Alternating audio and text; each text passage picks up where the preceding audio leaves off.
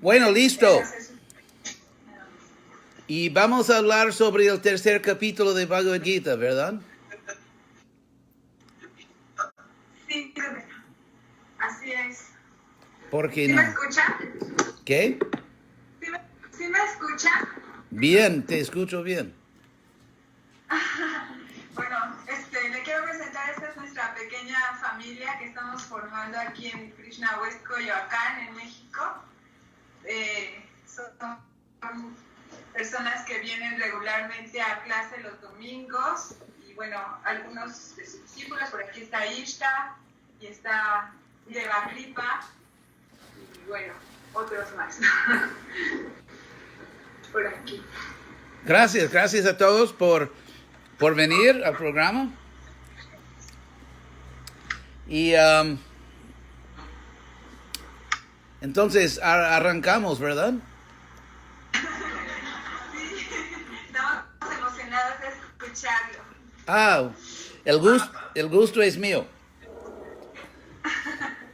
Entonces, Bhagavad Gita, el tercer capítulo.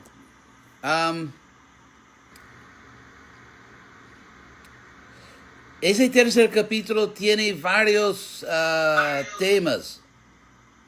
Entonces vamos a analizar los varios temas que se encuentran.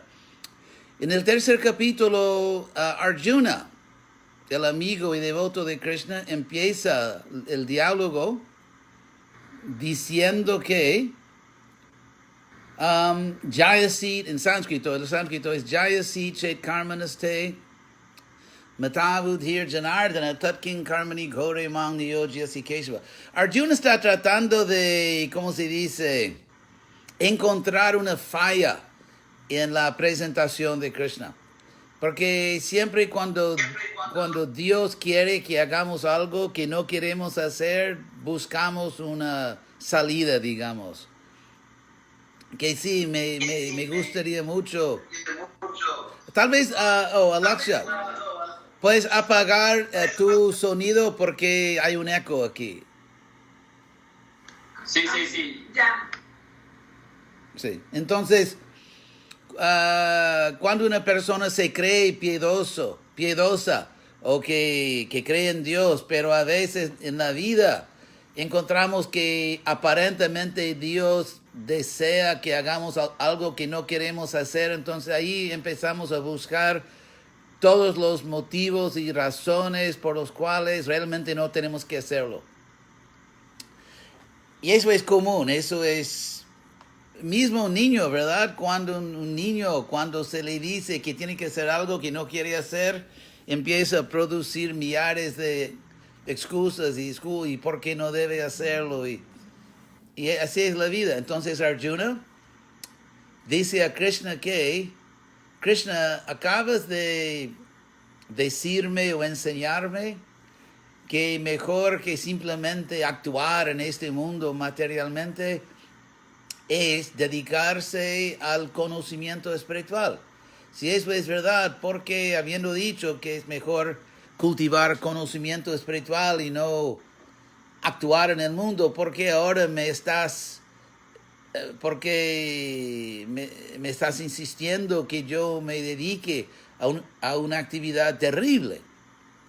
Entonces mejor que cultivemos conocimiento espiritual y nos olvidamos de ese conflicto aquí.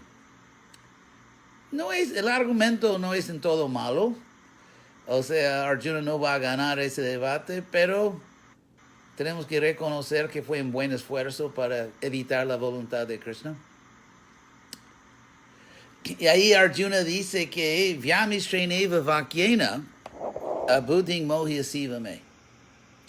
Que tú dices, Krishna, que la meta es el raciocinio, pero tú estás confundiendo mi raciocinio con esas explicaciones o órdenes, dice Vyamishrena, como confundidas, que me estás impeliendo, tú insistes que yo acepte un camino que es bastante confundido. Entonces ahora Krishna responde y dice que Arjuna, en este mundo hay dos caminos realmente, o sea, hay dos caminos que llevan a la misma meta.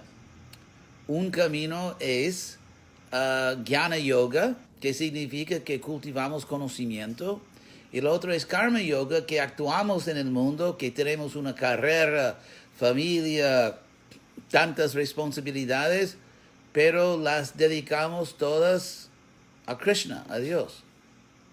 Y otros que son más pensadores. Y entonces, Krishna dice que mismo que tú escojas, como has escogido, como guerrero, como un príncipe, que obviamente estás en el camino de acción en el mundo. Tú no eres un filósofo, Arjuna. Tú no eres un gran, claro que eres muy inteligente, pero no un filósofo, no un académico, no una brahmana que simplemente se dedica humildemente como un sacerdote. Arjuna no es un sacerdote, es un guerrero, un príncipe. Pero y Krishna dice que mismo en el camino, digamos, sacerdotal, mismo en el camino de renunciar al mundo y de simplemente cultivar conocimiento de Dios y todo eso, mismo en esa vida hay que actuar. También es una vida de acción, pero es otro tipo de acción. Entonces, lo que Krishna quiere decir es que a veces hay personas que creen que pueden renunciar completamente al mundo y no hacer nada, simplemente meditar todo el día. Y Krishna dice aquí que no, que todo el mundo tiene que hacer algo en este mundo. Todo el mundo tiene que ser responsable y hacer algo, pero tenemos que actuar espiritualmente, no materialmente. Y Krishna dice que el peligro, en el verso 6 de este capítulo, el peligro de tratar de renunciar toda acción es que ya que tu naturaleza es activa, por naturaleza eres activo, y por eso si tratas de evitar toda acción, vas a acabar llevando a cabo acciones inapropiadas. Es como se ve, por ejemplo, una persona que trata demasiado de ayunar, de no comer nada, demasiado, y finalmente se pone un puerco, o sea, finalmente no aguanta más y come más que personas normales. O una persona, por ejemplo, que trata de vivir sin ninguna vida social, sin amigos, sin nada. Lo que Krishna quiere decir es que no se debe ir a los extremos de la vida. Hay que mantener una vida equilibrada en todo. En las relaciones con la familia, con amigos, responsabilidades, digamos, públicas, económicas, familia, todo eso. Es mejor el camino del medio, o sea, una vida equilibrada. Y por eso que Krishna dice no comer demasiado, no comer muy poco. No dormir demasiado, no dormir muy poco. Los extremos de la vida no son sostenibles. Son artificiales, es como lo que se llama el efecto del péndulo. Que si uno va a un extremo, después irá al otro extremo.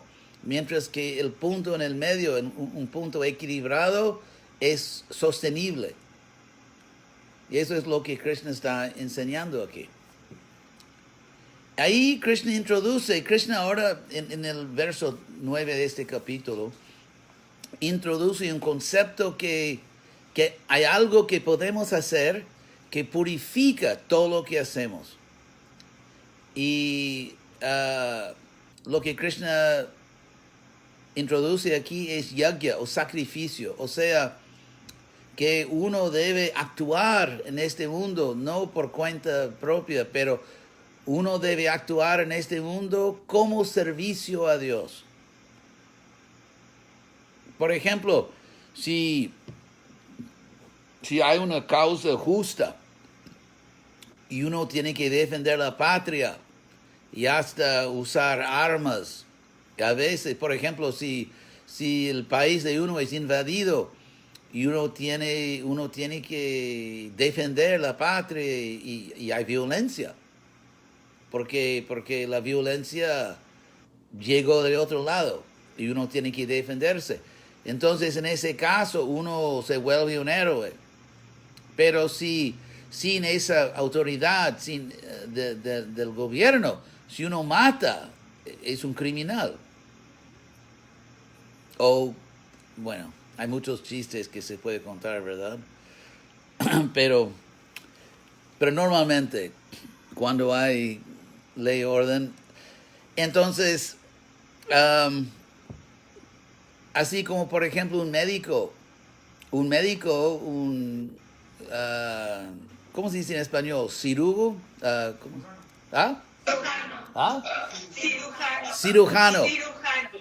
Un cirujano que tiene un cuchillo y corta a otro ciudadano. Ahora, si uno no es cirujano y simplemente con cuchillo corta a otra persona, eso es un crimen muy serio, pero el cirujano es autorizado.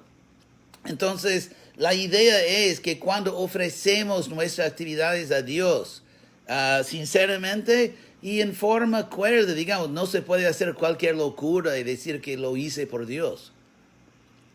Pero si dentro de un contexto espiritual, digamos, autorizado y cuerdo y racional, sí, se debe actuar.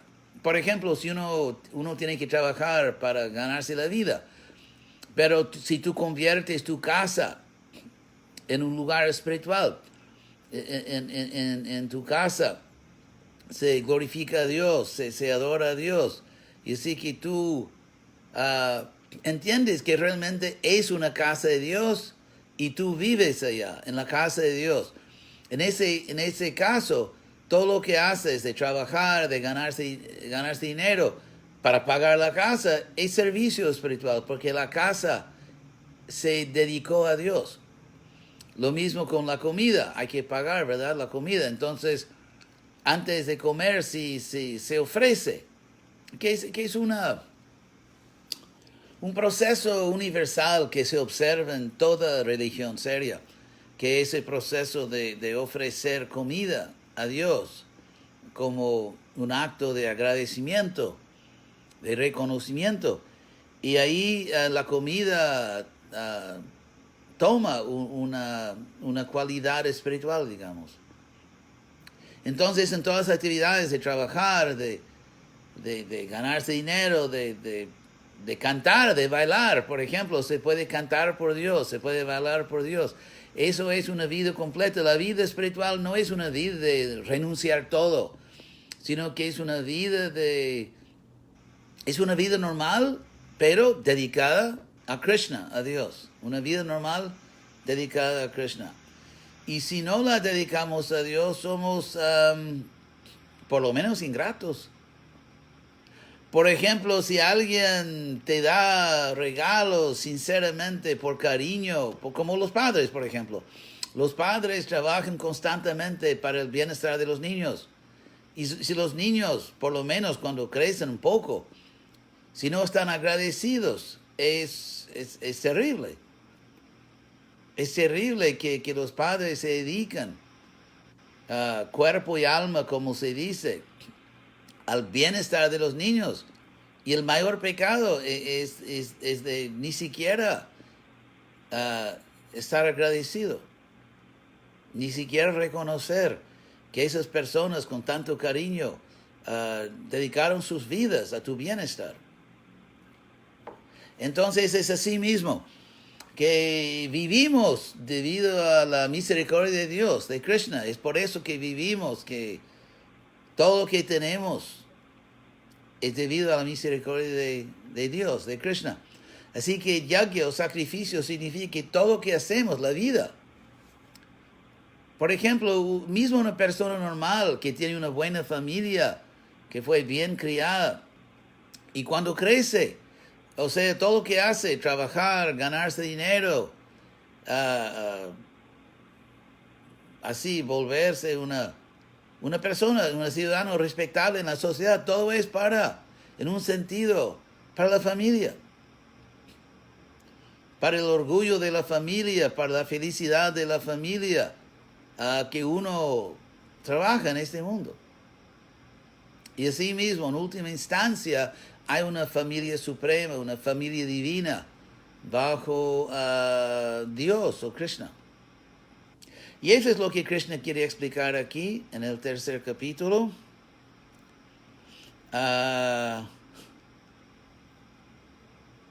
Haribol de la samosaría. Interesante. Entonces, cualquier pregunta sobre ese tópico. ¿Quieren alguien hacer alguna pregunta? Yo me quiero preguntar algo. Es que hace rato estaba platicando con Ariadna y me vino a la mente porque ella va a un grupo que se llama Disha. Entonces yo le preguntaba que qué filosofía manejan, pero es que hay Diksha, ajá, Diksha se llama. Entonces, me estaba contando que los maestros explican que uno puede conocer más allá de las escrituras o de conocimiento, tener conocimiento por la introspección o la meditación. Pero me decía, es importante confirmar ese conocimiento con las escrituras. No, pero el primer problema con eso es que si uno se pone introspectivo, sería absurdo pensar que soy la primera persona en la historia que fue introspectiva. En realidad, las escrituras están implorándonos que seamos introspectivos. Porque en millares y millones de años había en este mundo grandes santos, grandes yogis, almas autorrealizadas que eran supremamente introspectivos. Entonces, pensar que se trata de... Lo que pasa es que algunos así llamados gurús o profesores están apelando al narcisismo de nuestra era. O sea que en millares de años y millones de grandes santos, nadie fue tan bueno como tú. Y nadie tiene nada a decirte. Entonces, primero que todo, esa instrucción es contradictoria. Porque si alguien te dice que no necesitas escrituras, pero esa declaración es una escritura. Porque ¿qué son las escrituras sino palabras, frases, instrucciones? Entonces la persona que te dice que no necesitas una escritura, acaba de darte una escritura. Porque la palabra sánscrita shastra, que traducimos escritura, también simplemente dice una instrucción autorizada. Entonces, empecemos con la hipocresía de esa instrucción. Que no necesitas un profesor y yo seré tu profesor para protegerte de profesores. Y el hecho es que, por ejemplo, yo sigo a Prabhupada, el fundador del movimiento Hare Krishna, bendito sea. Y el hecho es que yo veo, a pesar de mi orgullo, que es impresionante, a pesar de mi orgullo personal y a pesar de mi casi medio siglo de práctica espiritual, yo veo lo obvio, que Prabhupada es mucho más avanzado que yo. Si yo no pudiera ver que Prabhupada es mucho más avanzado que yo sería simplemente un estúpido, un idiota. Porque por todos los síntomas, Prabhupada es bastante más avanzado. ¿Y qué dice Prabhupada? De ser introspectivo, pero no se explica cómo. Que no, por ejemplo, a veces uno es introspectivo y sale un asesino. Sí, yo me aparté, yo tuve que pensar mucho y quería estar solo y después de pensar mucho decidí que voy a matar a mi esposa. O sea, el hecho de ser introspectivo no significa que uno es inteligente o sabio o nada. ¿Y cómo podemos saber? Si yo pienso que estoy siendo introspectivo, ¿cómo sé yo llegué a una conclusión válida, objetiva, espiritual? ¿Cómo puedo saber que no estoy influenciado por mi propio orgullo, mi lujuria, mi vanidad? ¿Cómo puedo saber? ¿Cómo puedo filtrar las cosas impuras que sin duda están dentro del corazón de todos nosotros? ¿Quién quiere levantarse aquí y decir que no, en mi corazón no hay nada impuro? Todo es pureza absoluta en mi corazón. No hay nada de envidia, nada de codicia, nada de orgullo, nada de lujuria, nunca, jamás, ni un poquitito. Una persona que habla así obviamente es un sociópata. Entonces, por eso es precisamente el papel del gurú de guiar nuestra introspección, pero que el gurú debe ser, si es auténtico, el gurú es una persona que ha logrado un cierto éxito en la introspección. Y Katie, por ejemplo, si yo voy a esa clase maravillosa donde el profesor dice de no aceptar un profesor, y si yo le digo que hice mucha introspección y mi introspección me llevó a las escrituras, ¿qué va a decir él?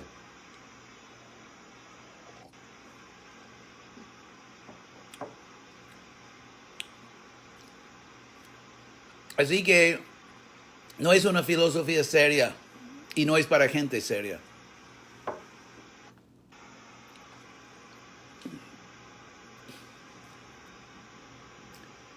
Otra pregunta. Emilio, ¿tienes preguntas? Ella tiene una pregunta. Dani, bueno, para Dani. Maharaj,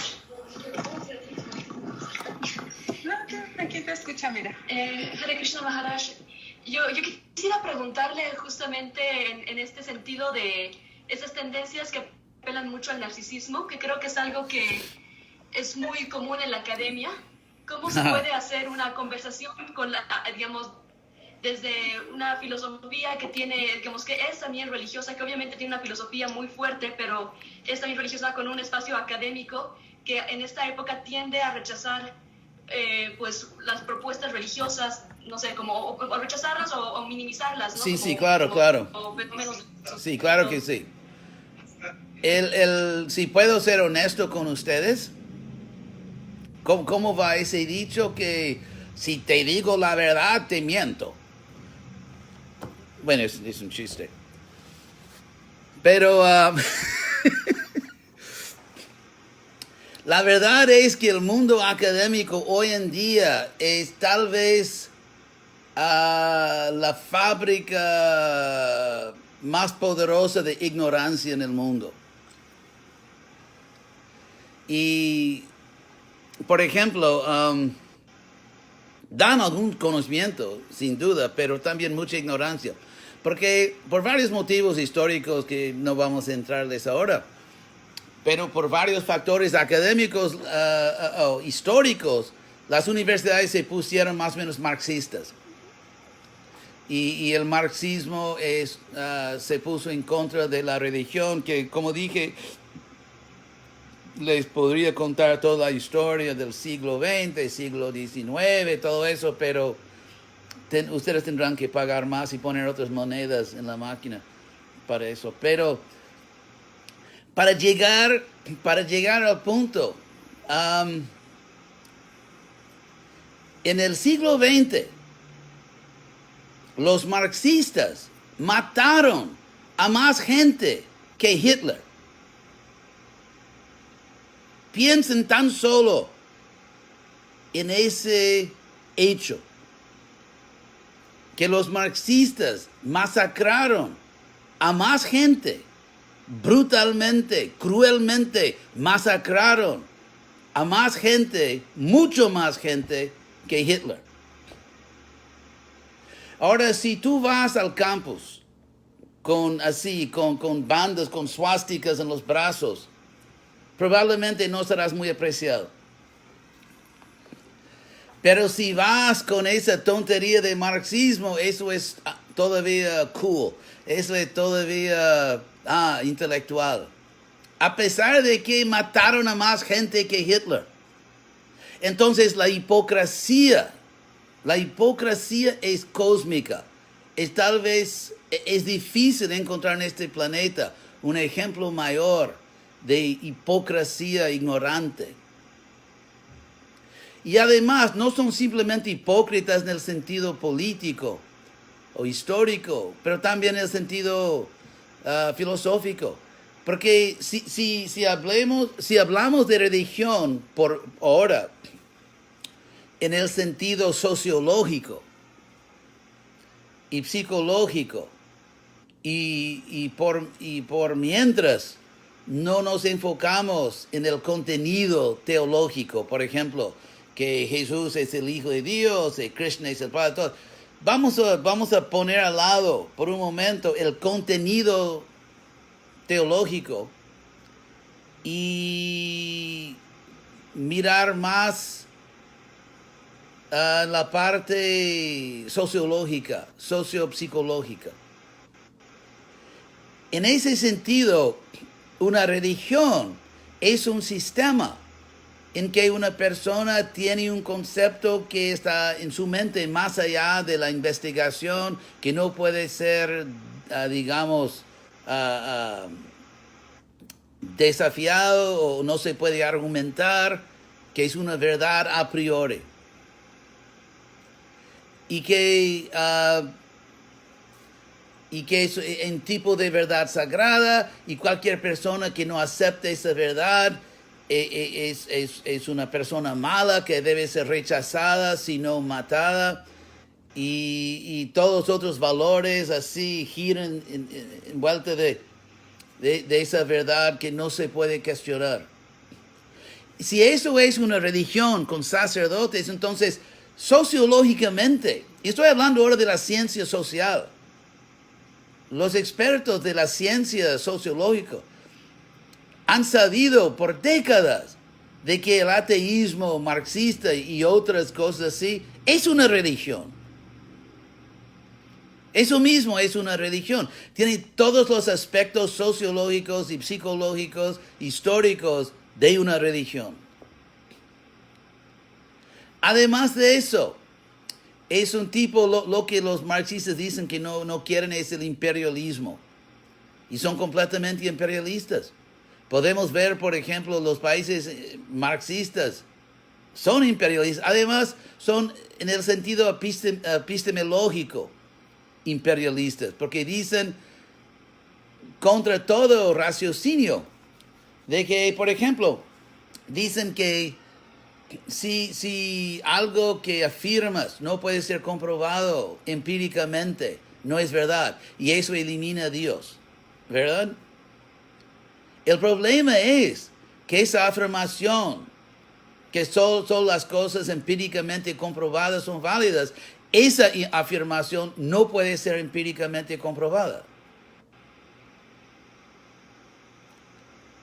Porque mismo tratar de comprobarlo empíricamente sería absurdamente un argumento circular.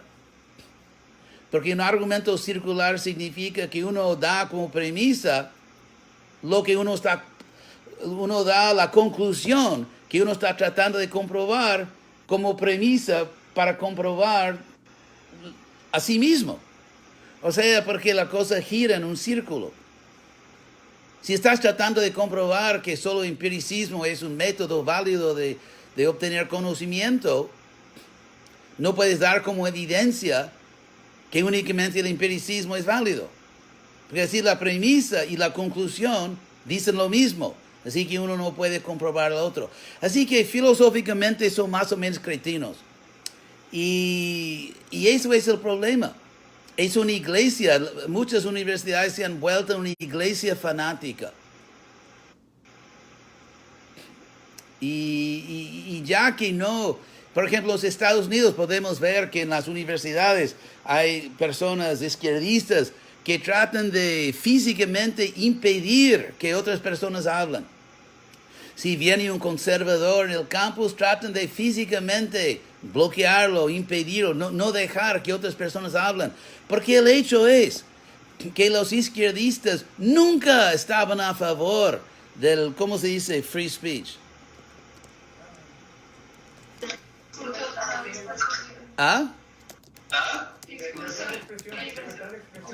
¿Libertad de expresión?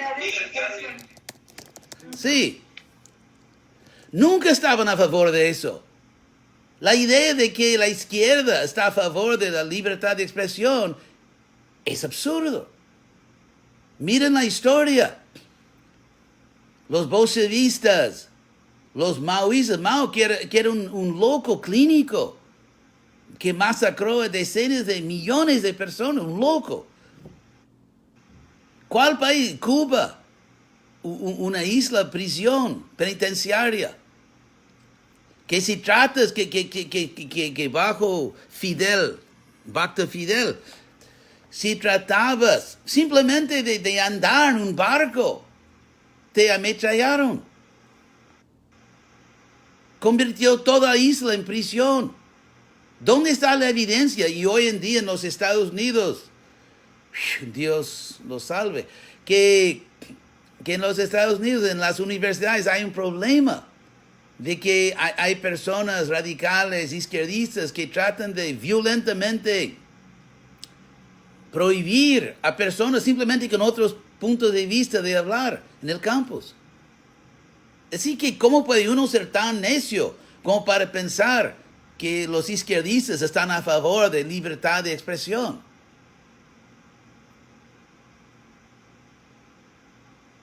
Así que, por ejemplo, si estudiamos la historia de las universidades europeas, que por muchos y muchos siglos fueron fundados por la iglesia, es toda una historia con, ¿cómo se llama? Carlomagno. Charlemagne en inglés. Carlomagno, que después del obscurantismo, él empezó el proceso de reconstruir un sistema de educación en Europa. Es toda una historia. Pero las universidades empezaron como institutos de la iglesia. Y después en el siglo XVII, en el siglo XVIII, hubo ese conflicto con la reinvención, digamos, del método empírico en el siglo XVII.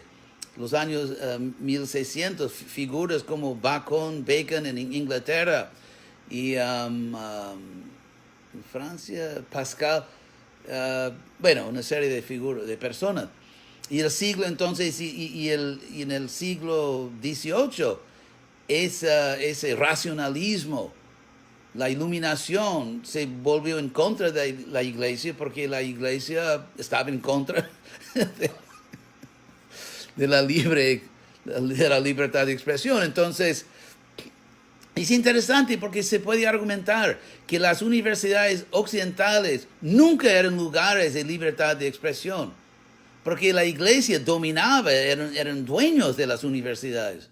Y cuando finalmente las universidades, digamos, se liberaron de la iglesia, se instaló otro tipo de tiranía, la tiranía del ateísmo. Entonces simplemente fue un péndulo de un extremo de tiranía a otro extremo de tiranía. Y en ninguno de los dos casos había realmente libertad de expresión. Así que lo que nosotros proponemos, por buenitos que somos, lo que proponemos es realmente libertad. Entonces, como ese profesor que dice que uno no debe aceptar a un profesor, muy lógico el caballero. Entonces, yo no digo que él va al diablo porque no aceptó a Cristo en su corazón. No, yo trato de raciocinar, eso se permite, de raciocinar, de dar explicaciones, no de simplemente citar una doctrina y condenar al infierno a otra persona. ¿Qué es lo que los académicos hacen?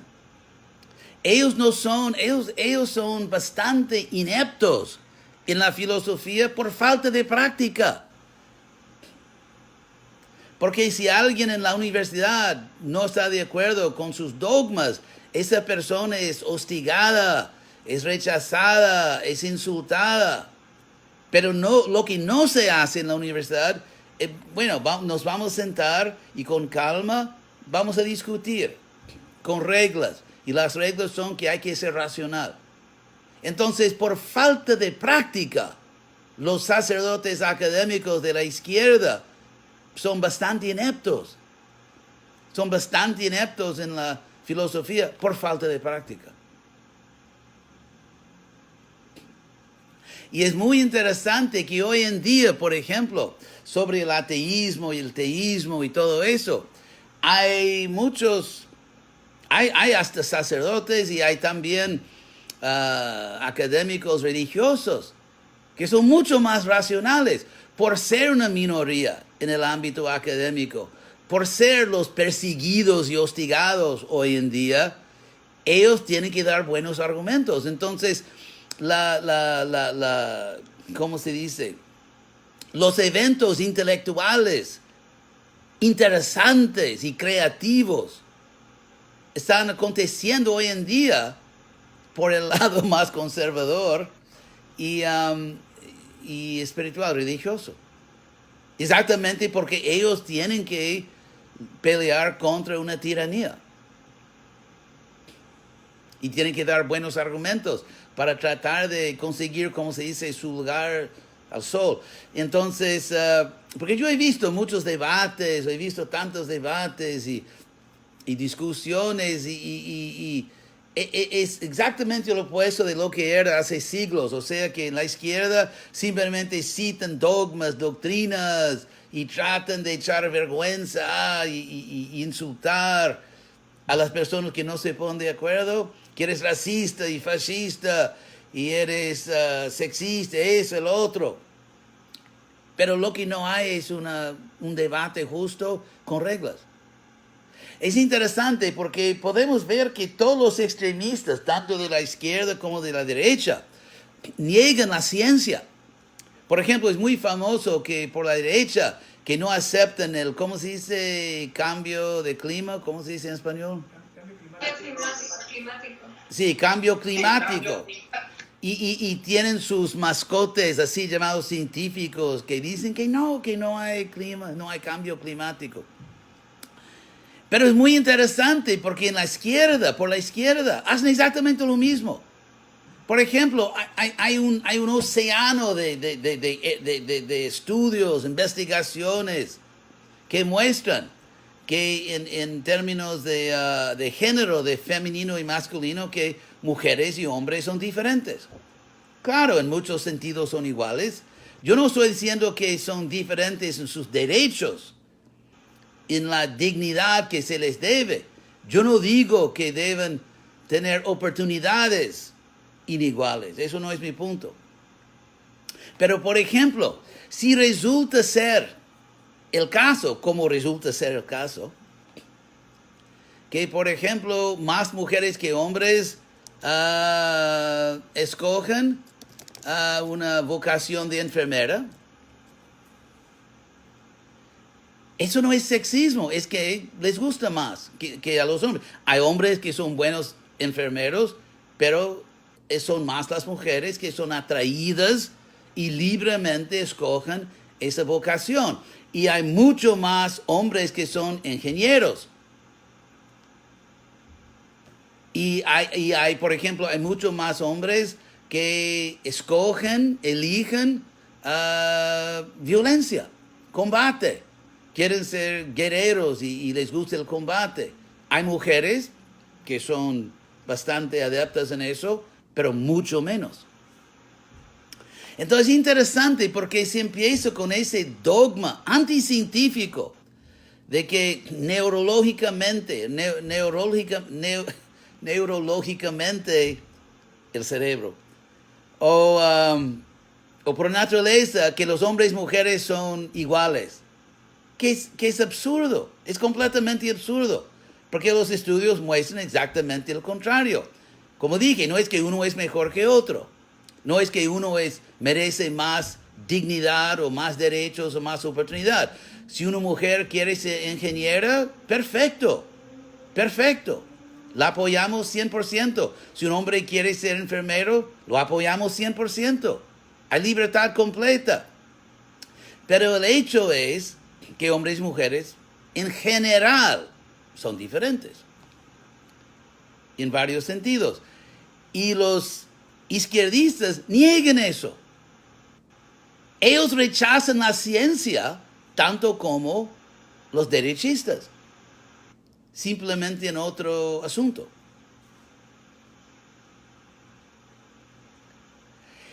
Y es muy interesante que entonces ahora y es por eso que las universidades ya no son, ¿cómo se dice? Por lo menos en los Estados Unidos, pobrecito país.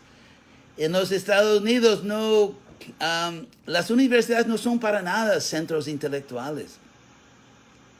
No es que las ideas importantes vienen de las universidades, porque son dogmáticos. Y el dogmatismo no ayuda a la verdadera creatividad intelectual. Bueno, hablamos de eso, ¿verdad? Déjame ver, creo que tal vez alguien hizo una pregunta aquí en Facebook. Tal vez a hipocrisia do ambiente acadêmico, como o senhor disse, não seja menor apenas português.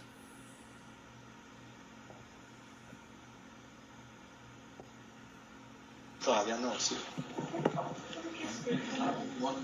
Ya. Acharya Deva, Sí. ¿Sí podemos realizar otra pregunta? Claro que sí. Primero voy a responder una pregunta que alguien hizo por Sí, Facebook. está bien. Acharya. Sí, la pregunta es que ¿cuál es más hipócrita, las instituciones religiosas o académicas? Bueno, yo no soy el juez aquí, pero puedo decir que hay instituciones académicas que son buenas y hay instituciones religiosas que son buenas de varias tradiciones, pero en general el mundo académico que es dogmáticamente agnóstico, dogmáticamente y no filosóficamente agnóstico, es un obstáculo a la libertad de pensar. Pero creo que la cosa ahora está cambiándose porque llegó a un punto tan absurdo de fanatismo en el mundo académico que hasta se está cambiando ahora. Que ya fue reconocido que llegó a un punto absurdo de fanatismo y dogmatismo agnóstico o ateísta. Otra pregunta, la última pregunta y después voy a hacer mis maletas porque voy a viajar hoy. Buscando aventuras, como siempre. Sí, Acharya Deva. Decía al inicio que Karma Yoga simplemente es una vida normal ofrecida a Krishna. Y más adelante Krishna le dice a Arjuna que tiene derecho a actuar, más no al fruto de la acción. Y leyendo los comentarios de acharyas previos, la distinción que se hace de Nishkama Karma Yoga, ¿cuál es la diferencia esencial entre Nishkama Karma Yoga y Bhakti Yoga en sí? Porque hemos tratado de discernirla y pues es un poco difícil o aparentemente difícil la diferencia o tal vez muy sutil. ¿Nos podría explicar un poco? Sí, primero pongan otra moneda en la...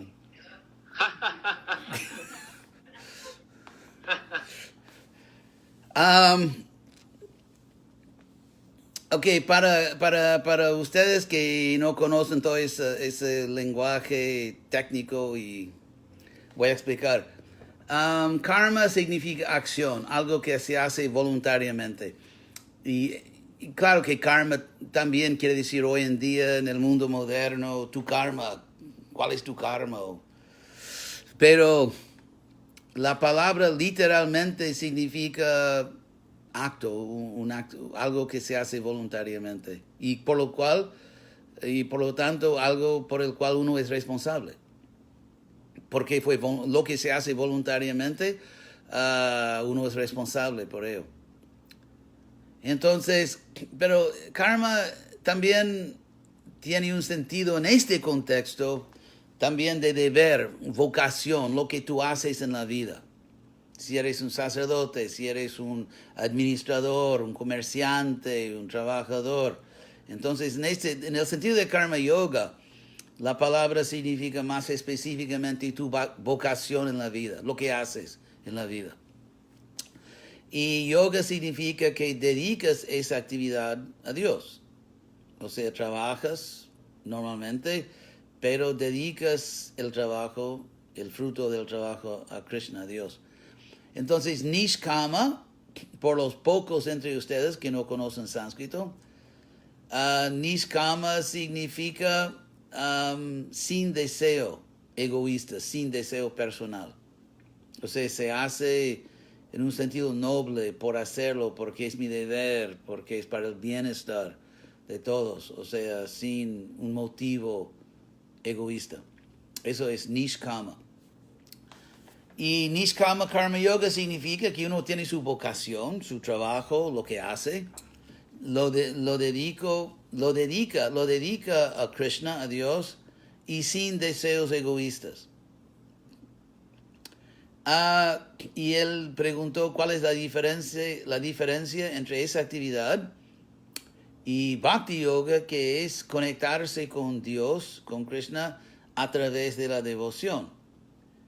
Obviamente,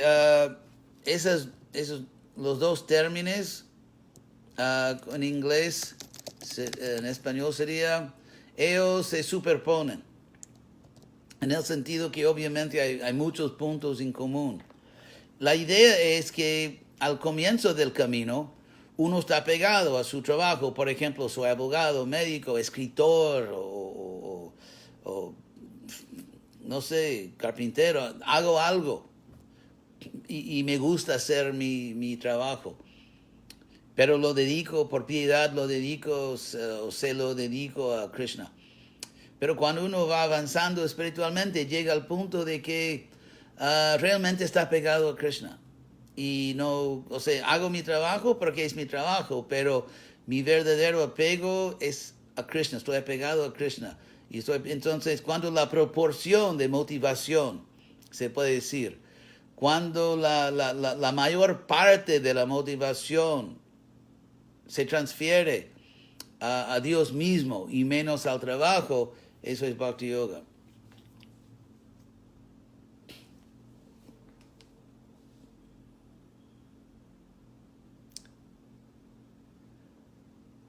Bueno, gracias a todos. Gracias por tantas... Muchas gracias. Gracias. Gracias, Srila Charya, gracias por su valiosa aportación que hace, y por su vida de trabajo, de entrega a esta misión tan bonita que es elevar la conciencia de todos nosotros, tal como lo quería Srila Prabhupada, y es con usted más a menudo. No queda otra cosa, esperamos que tenga muy buen viaje y pues siempre muy agradecidos, tratando de servirlo en lo que podamos. Gracias. Gracias a ti y gracias a todos y hasta luego. Haribol. Hare Krishna. Hare Krishna. Hey, gracias a todos ustedes. Obrigado a todos vocês. Até logo. Hasta luego. Hare Krishna.